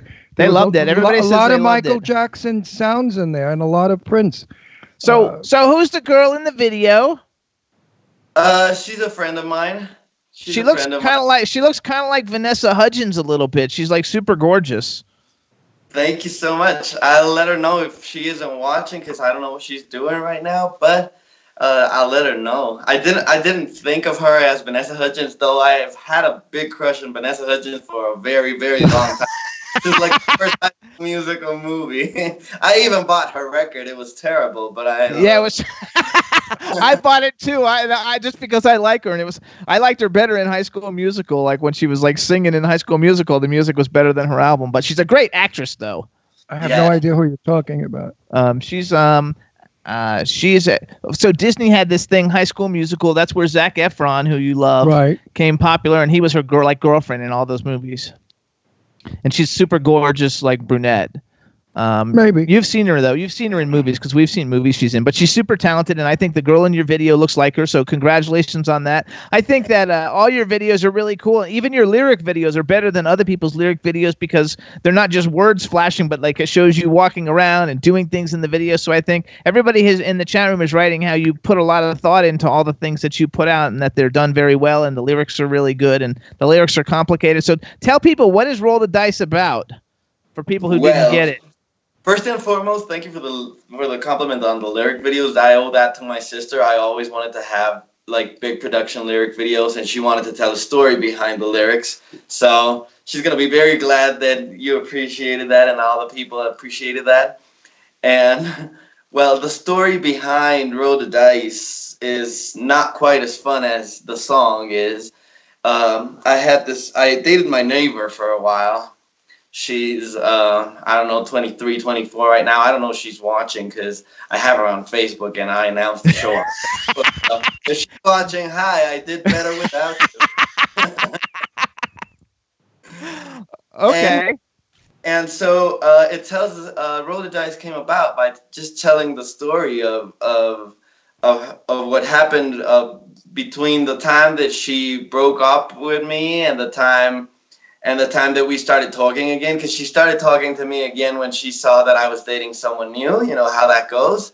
So that's why the song comes in at, remember that girl I dated, and we're talking from the point where I'm telling her what happened while she was gone.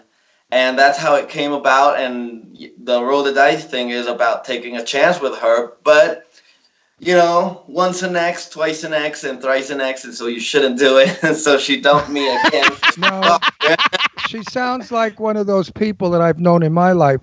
I don't want you, but I don't want anyone else to have you. Yeah, that happens to me a lot. It happens to everyone a lot. You're not the only one. It happens to everyone.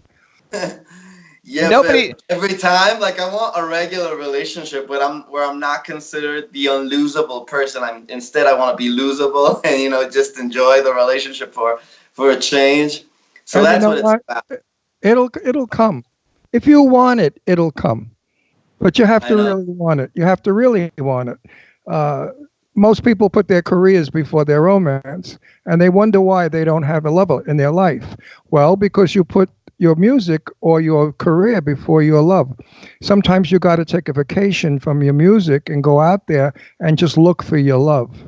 Or find someone who's in the music business who understands it. Look at you and I. We're married. I want to kill you half the time.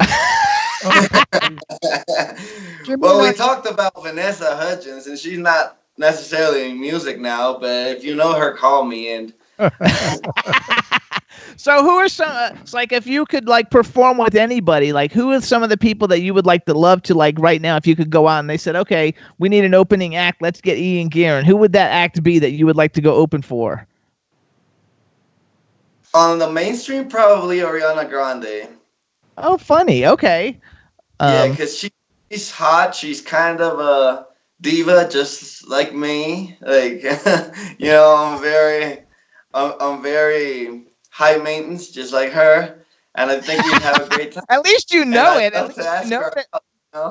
Even if I get fired after I ask her out, just having the chance. And she's a great talent, too. I like people with talent. Like, I wouldn't want to open for someone who I don't believe has the chops to do what they're doing. Actually, she's grown up a lot in the last few years. I think that she's definitely a lot better, and she's a much better role model than she used to have been. And Eileen, from World Star PR, she's really good friends with her brother, Frankie. Oh, well, I'll be calling Eileen after we're done with the interview. There's your in. Your foot's in the door, kiddo. Oh, actually, you know how they say that we have this 6-person connection between everybody in the world. 6 degrees. So I didn't know I was just 2 people away from her. Yeah, that's right. 6 degrees of separation. That's right. So, like, do you since you're like bi country, do you like date, like, do you have like girlfriends like in both cities? No. When I'm in LA, I'm mostly with my sister, and we're doing work stuff and not having as much fun as we should. I mainly have my girlfriends here because it's just easier to see them when I have free time, and it's not that it's always a good time to self-promote. But so then he has a song called Free Time. How'd you slip that one in? That's funny. That worked out pretty good. They're laughing in the chat room. The chat room loves you. They say Ariana Grande is cool. They also liked Vanessa Hudgens. Sam Smith. Oh, they said that they hear some Sam Smith in you. Who's Sam Smith? Sam Smith is a huge, like, Grammy-winning, like, UK artist. He did the James Bond theme for some of the James Bond movies. Oh, okay. Oh, Sam Smith. Yeah, I know. Yeah, you know who he is. I know who he is. I'm old, baby. You know what they call me? How do they say it in Spanish? I'll do it to you. Una viejo puta. What does that mean? An old whore. Oh, he's an old whore. Okay. Una viejo puta. So Ron, the reason why Ron brings up like he likes Tony Bennett and who's the other guy now? I forgot his name. Johnny Mathis and stuff. I know, I can't help it. I forgot. Ron's 79. So 79, and Johnny Mathis is his absolute favorite singer of all time. That's why you definitely have to look him up. And a favorite person that I've met. He's a sweetheart of a human being, besides being a brilliant singer. He's done a lot for the black race, believe me, he has. He's brought people in the 1950s, 1957, 1958, black performers were not really welcomed in this country, okay? Rock and roll was, but it wasn't. Johnny Mathis was the first handsomest man in the world. Also, he's gorgeous looking. He's a balladeer, black singer to work the white circuit with Frank Sinatra, with Sammy Davis Jr., with all the other people. And he really opened doors for a lot of people. So I love Johnny for that also, because a lot of people are standing on his shoulders. Absolutely. So wait, go back though. So you I'm gonna check it. Yeah, you definitely have to check. You have to definitely check him out. Oh, wait, I got a text message from Eileen, so she might be. Is she in the chat room? Oh no, Eileen sent me a picture of somebody punching Batman, a statue of Batman, in the crotch. We know the strangest people. We gotta love them all. We have all kinds of friends. Some are sane too. We have a few sane ones, but we'll get rid of them soon. So I love it though. So one thing, everybody, let's tell everybody again too. This is Ian Guerin. You can follow him at I am Ian Guerin on Twitter. What's your Instagram and everything? Is everything I am Ian Guerin? Everything is I am Ian Guerin. Facebook / I am Ian Guerin. Instagram I am Ian Guerin. Twitter I am Ian Guerin because I am Ian Guerin. There you go. Because I am Ian Guerin. The name of the album is Irreplaceable. So how did you come up with the album title Irreplaceable? Well, I wanted to make it a strong title because it's full of strong songs. All of them, I believe, could be singles. Not all of them will, but I do believe that they all have the strength to do it. So I wanted it to have something that globalized how strong it is. And the girls in the stories are irreplaceable because they really, truly made me the man that I am, in the sense that I became a strong soul because of all that heartbreak. So they're irreplaceable, and the stories are very unique too. There's no bullshit. I don't know if I can say bullshit, but you can say it. You can say fuck. You can say anything you want. You can say anything you want. We're unfiltered. We're real. This is a real show. No bullshit in the songs. Right. They're really true stories. If you listen closely, there's individual stories about individual girls that happened at a different time in my life. So they're all. You really have a girl problem. They made me who I am. So that's why it's irreplaceable. It was an irreplaceable experience, an irreplaceable era that happened between 2012 and maybe 2017. And how many songs? I'm a dime for all that inspiration. How many songs are on the album? There are 10 songs and 3 bonus tracks, including the Christmas song, which hasn't yet been as successful as All I Want for Christmas Is You. But the good thing about Christmas songs is I can try again every year. Absolutely. So there's 13 songs. Is it 13 different women, or how many women comprise the stories in your 13 songs? Wow, Jimmy, that's a good question, man. I was so not prepared for that one. Let me see. No, there's just 3 women in total in the record. That's the neighbor, which I said it before, so if she's watching, I'll say hi. And there's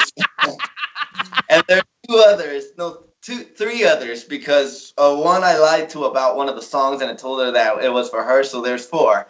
But in reality, agree. You know what? For a guy who complains he can't get a girlfriend, you sure have enough. He's just here. dropping them off all over the place. He's dropping them left and right. You have more than most. And you have a fabulous smile. I'm sure they all love your smile. You have like nice white teeth. Everything shows really like nice. You look super cute when you're like smiling. I'm sure all the girls are just like flipping out over you. Oh, he knows how to work it. Don't let him bullshit you. He's one of those sneaky Don Juans. What's your like pickup line? Like when you meet girls, hi, I'm Ian Guerin and I'm a pop star. No, he just plays his music and he goes, oh, that's me. And they say, "Oh, really?" As Ron said, I just play the music randomly, and I'm like, "Oh, that's my song," and they're like, "What do you do?" And then I start showing them what I do, and let them ask me questions. And I do it just like that. and if you go to bed with me and sleep with me, you know you get all kinds of jewelry and furs and cars. And I'll write a song about you on my next album. You'll be in my next album as Goodbye. It was nice. It was fun. Number five. Yes, your song number 6 on my new album. 5. He has 4. Should be the 5th one. Number 5. Goodbye. So, did you ever think of going to a psychiatrist? No, but I like the fact that they can give out prescriptions. They say you need to come to Europe. You're so sweet. Yeah, you're going to be a superstar. You know how to do it right. They said you're so UK. And then somebody else, Twism says Ron knows how it works. What's that mean, Twiz? Ron knows how it works with all the fucking women and all the things. Like you're telling him how to do it. You even came up with this pickup line, and he said, "Yeah, that's how I do it." Well, you know, I've been around a bit, and I was married for 16 years. Just because I'm gay doesn't mean I'm a fag. There's a difference. You know what I mean? If I weren't with Jimmy, the truth, if I were not with Jimmy, I would have been with a woman again. I would have not chosen another man to be with. I'm bisexual, so I can go either way. I love Jimmy, and that's the only reason why I'm with him. We've been married for 8 years. Yeah, but I would never live a gay life. So you haven't been married, though, have you? Have you been married? No, and I don't think I want to be married. I saw my parents be married, and that was enough of an experience for me. Actually, they say with so much unsuccess and heartbreak from women, you should probably get a dog. We have 3. And I think you're full of crap. That now I know why these girls are dumping you. Because you talk, I'm not getting married. They're not going to waste their time and give away good pussy and get married. No way. But I do tell them that I'm going to get married, even though I know I'm not. Oh, well, they know you're full of shit. They know you're full of shit.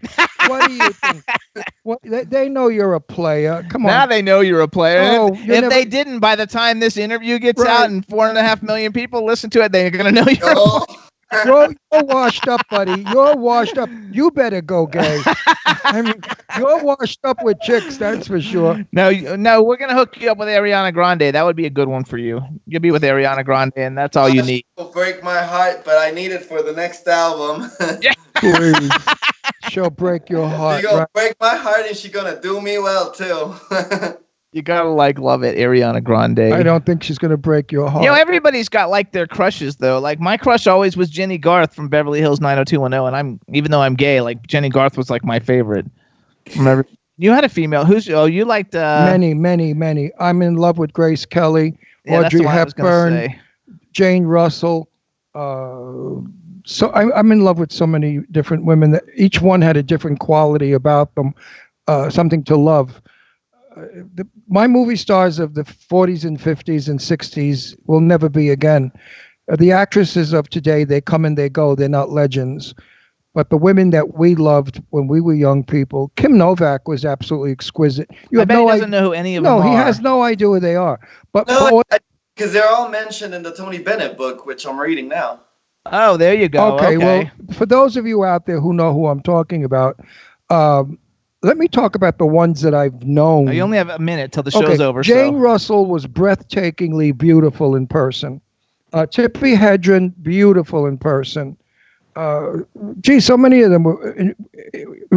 Arlene Dahl was beautiful. I say Ariana Grande is a good one for you. We got to tell everybody all your information. So you guys listen up. Ian Guerin, you can stream his album on Spotify. It's called Irreplaceable, and to spell Ian Guerin, it's IAN and then GUERIN. You can follow him on Twitter. I am Ian Guerin. You can see I am Ian Guerin on everything. So go check it all out. Instagram, Facebook, like his fan page, get his music, and you can also check out ianguerinmusic.com. And what else you want to say? You got about 30 seconds. I can meet 30 seconds. I can't do anything in 30 seconds. Except I wish you the best, because you are the best, and I like your voice and I like your music, and I think you're going to go someplace, kiddo. I don't think you're going to be a fly-by-night. I think that Prince has got a little bit of a competition, even though he's dead. His music has competition. And we want to give a shout out to your sister Mar too. Hi Mar, you're doing a great job on the videos. And Ian, we want to wish you all the success in the world, and we want to thank you for coming on the show, and hopefully we get a lot more play from having you on the show. So thank you so much, and enjoy yourself. Have a great weekend, and we'll have you again back sometime soon. Okay. Thank you so much. I had a great time, and may I just say that my celebrity crush is Giovanna Ventura. There you go. See, we relaxed you. We didn't make you nervous at all. You were very. No, I had the greatest time. I really appreciate you having me here. All right. Well, that's what we want to hear. Thank you again, Ian. Bye-bye. All right, everybody. Bye. Thanks so much for tuning in, everybody. We'll see everybody next week. Have a good one. Danielle, thank you so much. And thank you, Scotty J. Everybody have a great weekend, and we'll see you next week. Bye. Bye-bye. Bye, everybody.